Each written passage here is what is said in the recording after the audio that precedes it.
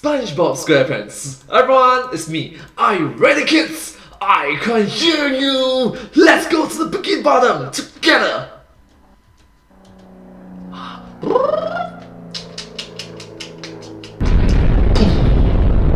Wow, that's a nuclear bomb, atomic bomb.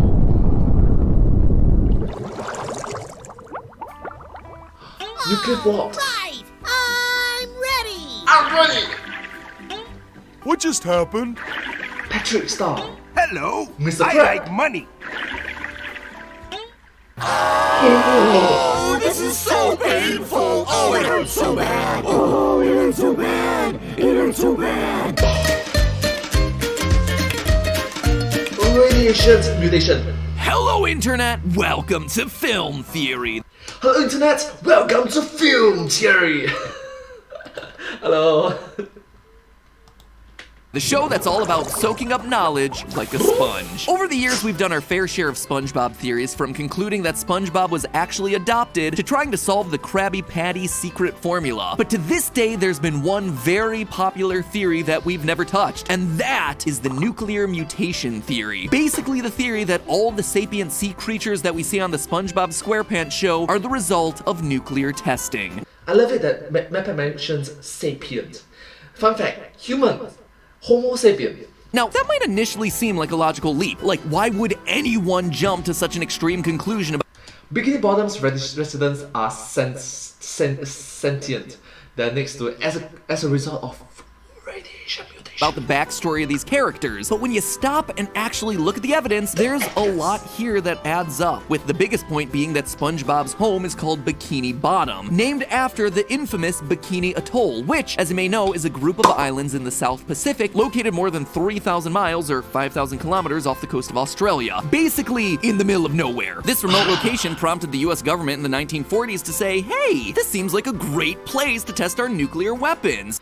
Nope, bad idea. Stop it. Come on, man. People in the past generations, you guys are idiots. And boy howdy, Sorry did they for do the- a lot of testing on those islands. According to official reports, the United States detonated 23 nuclear devices during the time, including one in 1954 that was 1,100 times larger than the Hiroshima atomic bomb. In a lesser known part of the story, there were actually about 150 people living on those islands that they had to relocate during the period of testing, and then they sent back to live on the island. Seriously, in the 1960s, there was actually an attempt to resettle the Bikini Atoll Islands, something that ended in the 1970s when they realized that living on a former nuclear test site ain't great for your longevity. It's honestly a horrific story, and also real scary how little scientists back then knew about the full ramifications of the nuclear weapons they were testing. And that child Well, fun fact, what Patrick did just now, ding, ding, ding, ding, ding, seems silly, seems foolish, seems stupid, but it happened, so...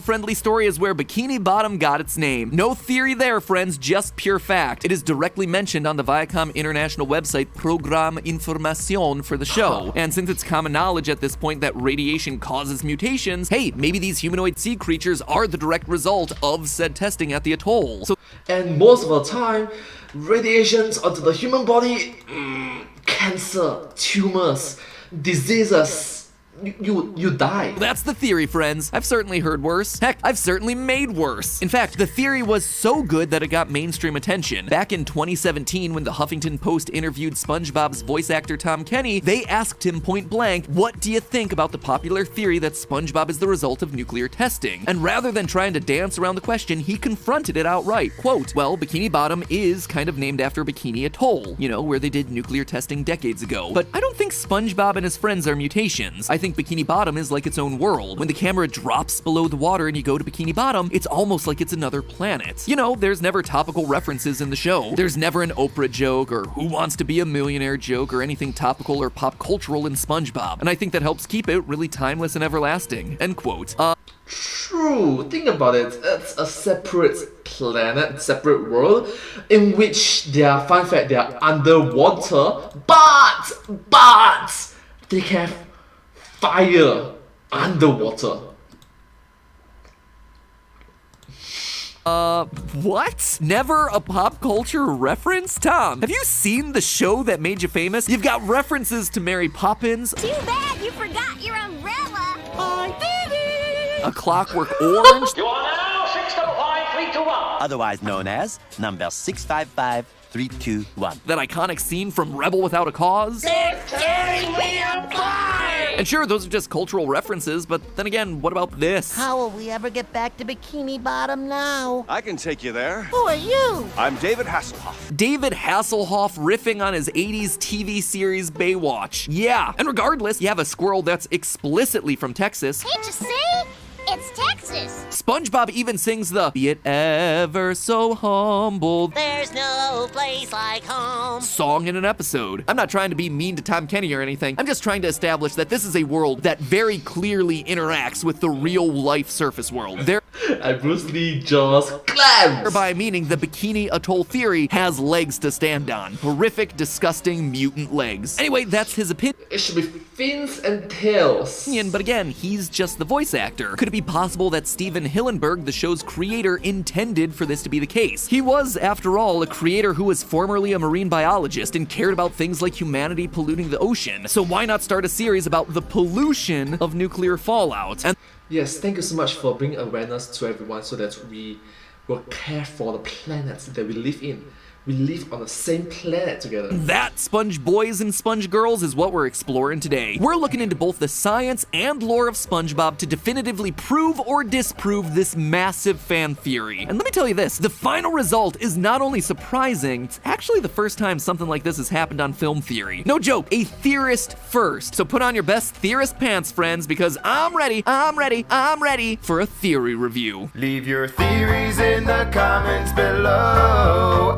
I'll pick my favorites in the next episode of Morty.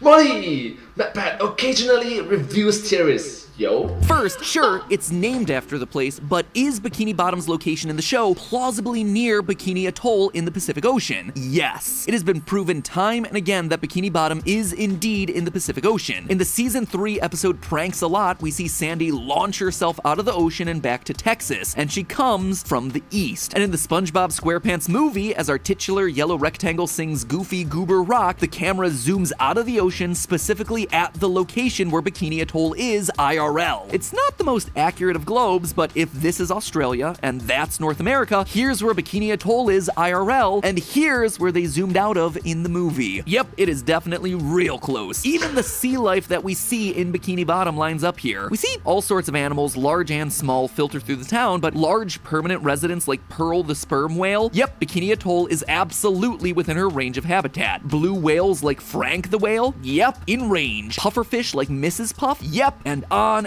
the list continues.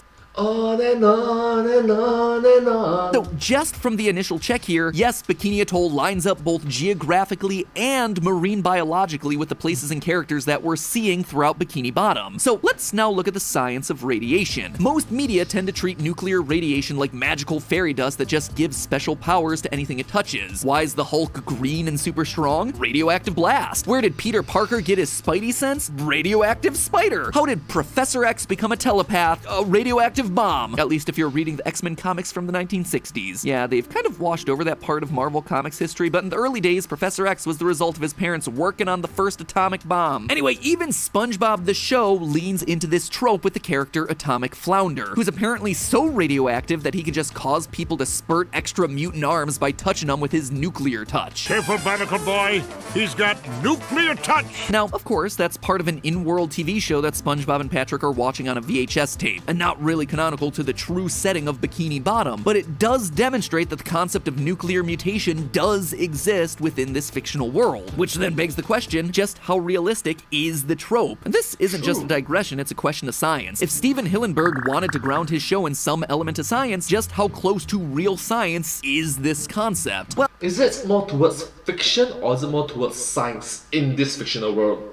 well, it's certainly far off, but also not as inaccurate as you might expect. I think we all understand that nuclear radiation is bad and dangerous, right? Like, I don't think any of us are eagerly running away to roll around in the dirt of Chernobyl hoping that we become the next Jubilee. A former nuclear testing site is generally not the kind of place that people or marine wildlife are gonna wanna live, nor the kind of place where they're gonna be able to thrive and build a fully functioning marine society. Well, sure, it is true that nuclear radiation results in mutations. The vast majority of them are bad. And not just like a little bad, they're bad in a cause your organs to stop working properly kind of way. So does that mean that nuclear radiation is a non-starter in trying to induce beneficial mutation like we see in Spongebob? No, because while most mutations are actual death sentences, it doesn't mean that all of them are. See, for instance, the atomic gardening movement of the 1950s, which aimed to intentionally induce mutations in living plants by blasting them with radiation. Now, before you get too excited about this being a way to help your petunias grow, it's important to remember that most plants didn't fare too well in these experiments. In gamma gardens, as they were called, gardeners would arrange a 5-acre circular plot with a radiation source in the middle. The plants nearest to the center usually died, and most others featured what researchers at the time described as tumors or other abnormalities. But there were incredibly rare situations where the mutations were actually beneficial in nature. And you see, that right there's the point. The breeders who were trying to develop new types of plants didn't need all, or heck, even most of the plants to survive the process. Their goal was to just take the most genetically fit, or genetically interesting, from each generation and use those seeds to create more of them. It was essentially a way of accelerating the process of selective breeding. Instead of waiting for interesting mutations to occur naturally, you artificially induce them using radiation. And from Bruce Banner become Hulk. According to Dr. Pierre Lagoda of the International Atomic Energy Agency, radiation breeding has produced thousands of useful mutants, including varieties of rice, wheat, pears, peas, cotton, bananas, and peanuts. And going back to Bikini Atoll for a minute, sea life seems to be returning there. According to a recent article, the place is slowly coming back to life, with, quote, coral the size of cars, as well as schools of fish and crabs that eat radioactive coconuts. All of this is to say that while the Spongebob nuclear testing theory might seem absurd on its face, or something that would only work in science fiction, it is actually based in some level of scientific fact. It is certainly possible from a scientific angle that this theory could work. But I have to disagree on the basis that duration, how long, the timing, Except there is one big problem that ultimately debunks this theory, and that's time. Because while the Bikini Bottom nuclear testing theory does indeed square with some real-world evidence, what it doesn't hold up against is the TV evidence, the actual lore of the show. The entire basis of the nuclear testing theory is that the intelligence of Bikini Bottom's residents and their ability to create a human-like society is the result of mutations that happened in the 40s and 50s when the island was being bombarded with nuclear devices. The big problem there, not necessarily the same page as me, but yeah, time, is that Bikini Bottom has a history far older than that. In the episode Dunces and Dragons, we flash back to the 12th century and see that Bikini Bottom, back then Bikini Bottomshire, was home to a basic society of sapient sea creature. Don't hold thy breath. We'll be lucky if we get fed again by the 12th century. Bikini Bottomshire had the ability to verbally communicate, a basic system of government, basic architecture, in other words, all of the signs of animal intelligence that we see from them in the present day. Wait a minute, I'm actually quite curious. They use gills because they're underwater. So do they hold their breaths?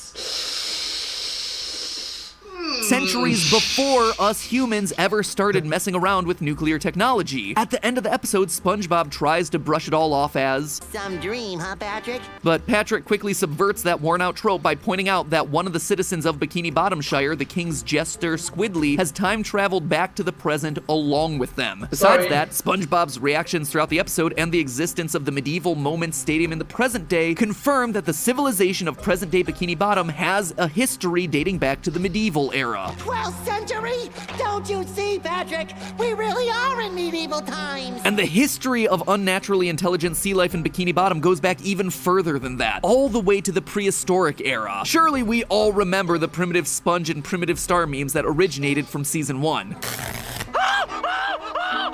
What are you simpletons doing? And while these two might not seem like the shining example of advanced animal intelligence, just take a look at them. They're wearing loincloths, which mean that they're sophisticated enough to create clothing. And while they haven't developed a spoken language, Squidward is able to train them to use basic tools. We see the same thing in the episode Spongebob BC, where prehistoric society has advanced enough that we see basic language starting to develop. Beluga ready! Tabanga Gary! Wait a minute. I could list more examples here, but I think you get the point. Usually in these videos, the lore leads us to a ridiculous theory that eventually gets debunked by science. But this time, it's actually the exact opposite. The lore is the thing doing the debunking. There's no denying that Bikini Bottom is inspired by and named after Bikini Atoll. And as we explored today, the marine life matches up, the real world geography matches up, we know nuclear testing happened there. Heck, we even know that in super rare cases, nuclear fallout can result in beneficial mutation. From that But majority of the time is perspective, the citizens of Bikini Bottom could absolutely have been made into the advanced society they are today as the result of human experimentation. But the theory just doesn't hold up when you actually examine the lore of the series. Bikini Bottom was advanced centuries before humans discovered the destructive force of radiation. An unexpected outcome to be sure, but it looks like the nuclear testing theory just doesn't hold water. Or, as you might say, it's just a theory. A film theory. And if you're looking for something that does hold water, or soda, or milk, look no further than these reusable dishwasher-safe cups that we're selling over on Food Theory. Get it. Hold water given that they're underwater? That's right, you goofy goobers. Food Theory right now has merch, which means that I now have another bullet point on my modeling resume. In all seriousness though, if you're a fan of Spongebob, I recommend you check out our latest Food Theory episode where we tested the double Krabby Patty with the works in real life. Let's just say it performed incredibly well. As incredibly as this Food Theory apron looks on yours truly, follow the link below to watch that episode and check out Food Theory merch, because Food Theory's got it all. T-shirts, reusable cups, aprons, pizza plushies. That's right, now you can have your very own slice, just like I had back in my theater days. So don't be a kelp for brains, make your theory dreams become a reality today. And cut. Well, thank you all so much for watching this video together with me. I hope you find this video very interesting and just, all in all, quite unique to watch. Quite educational as well. If you do like this video, please remember to like, share, subscribe to my channel and comment down below if you have anything to share with us. Don't forget to follow the channel and super share off your support and encouragement forward. Once again, it is like, share, subscribe, and follow and comment. Yeah, I'm sorry. But hey, that's just a theory, a film theory, and cut. And I hope to see you all in my next video. Bye! Subscribe!